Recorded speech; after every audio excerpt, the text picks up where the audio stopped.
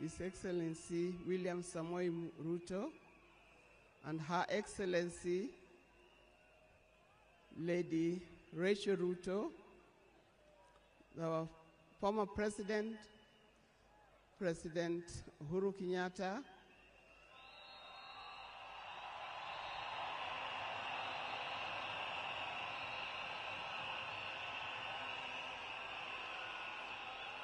the visiting president,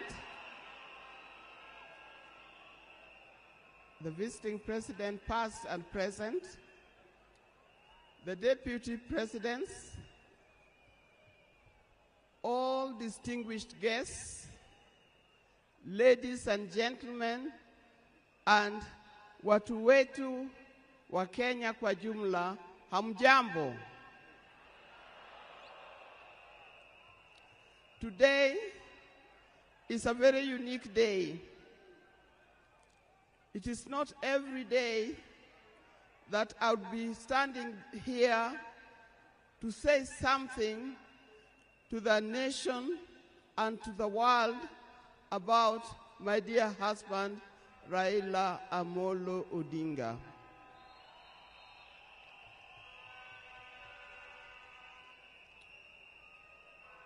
For those who don't know me, I've got a very long name. They call me Canon Dr. Ida Betty Odinga EST. Now, these names don't just come like that, but they are names that are given. I cannot forget the name that the public has given me, called Min Ping.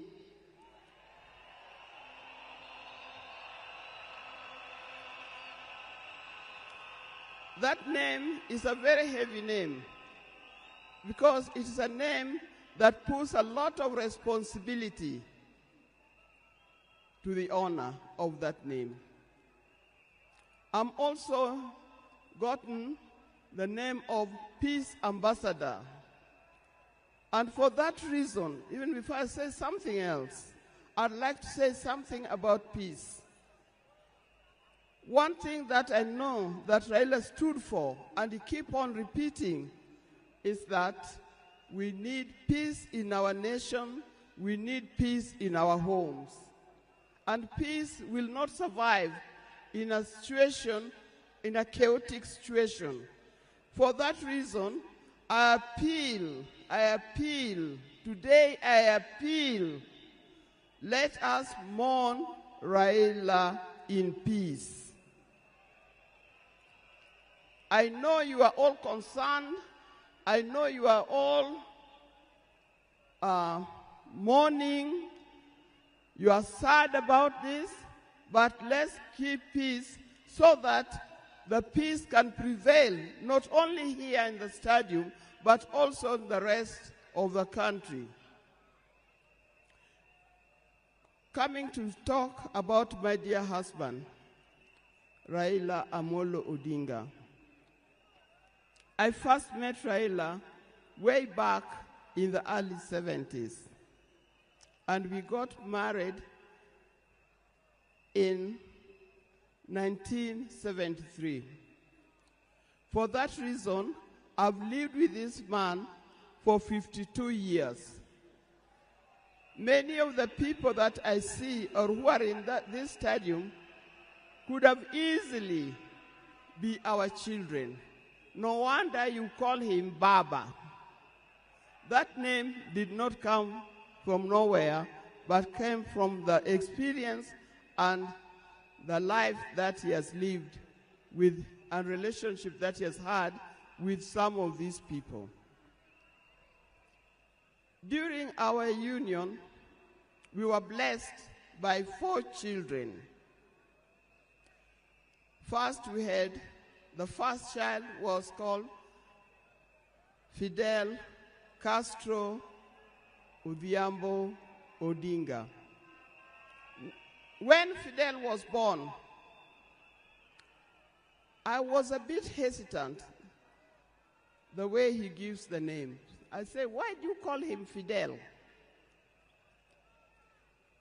Then he said he was a great admirer of Fidel Castro, and therefore he named his first child Fidel Castro Odinga. Later, we had the second child, Rosemary, and here again, Rose is the name of my mother, and Mary is the name of his mother. We combined the two names together, and we called the child Rosemary. It also has a meaning to us. When it came to the third one, and he named after his best friend and his cousin called Raila Kembo, with whom they shared the name. So we ended up with Raila Oginga Odinga. Last, there was a big gap, and I'll explain to you. Last came the fourth child. The fourth child, when I went to the hospital, and you know those mothers, you know, you end up somewhere in labor ward. And I was watching the television. And on the television, that's the time when Nelson Mandela had come out of prison. It was he's been there for 27 years. Raila also had been in prison, but that's not why we named her Winnie. And I was watching the television. I could see Nelson Mandela and Winnie Mandela holding hands as Mandela walked out of the gates of the prison.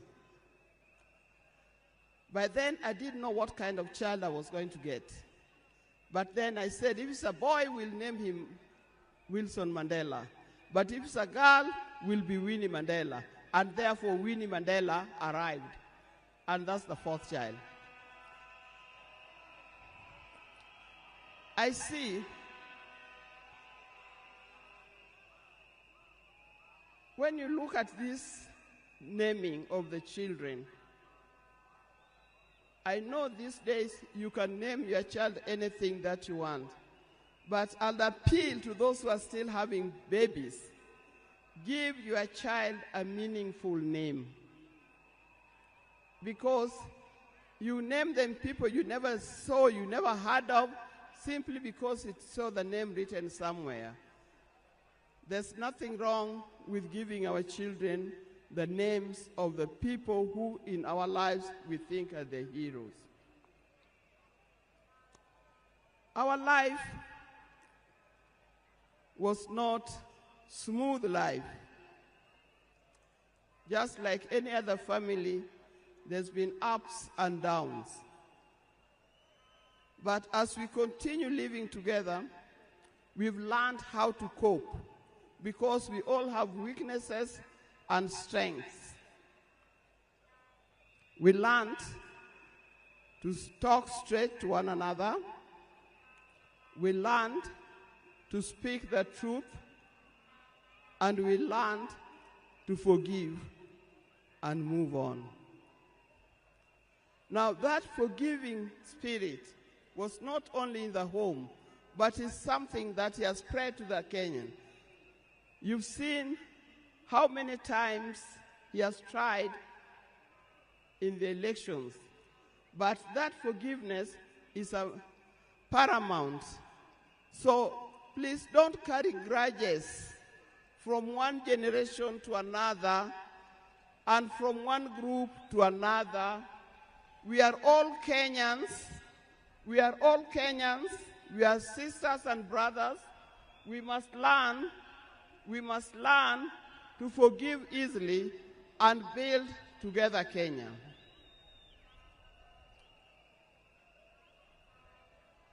Towards the end, I'll not say everything. I would like to say everything, but time would not allow.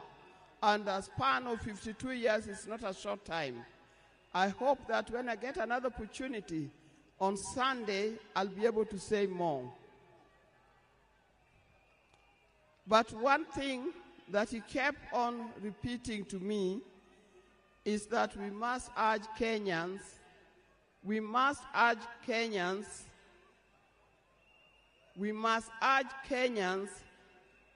to live in peace. He kept on repeating that. We must repeat it to our Kenyans. We live in peace. Raila hated dishonesty. He hated dishonesty.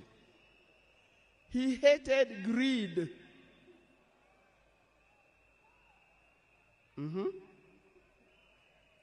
The greed that have affected the main fabric of our society. The greed that leads to stealing from the public coffers. The greed that leads to corruptions. That's the kind of thing that Raila would not have liked to see. So, you people, you Kenyans, I'll tell you more. But I thank you. I thank you, those who have come and those who are watching us from other places. I thank you for standing with this family. I thank you for being here for us. And I thank you for helping us to mourn Raila. May his soul lie in eternal peace.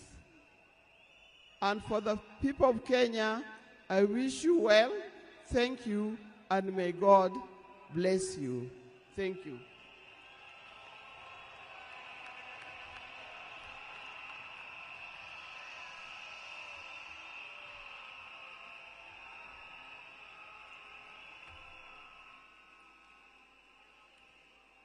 Fellow monarchs, we are moving towards the end of this occasion, the first part, so that we can allow a second part that is going to take place in the afternoon. On behalf of Senator Dr. Oburu Oginga,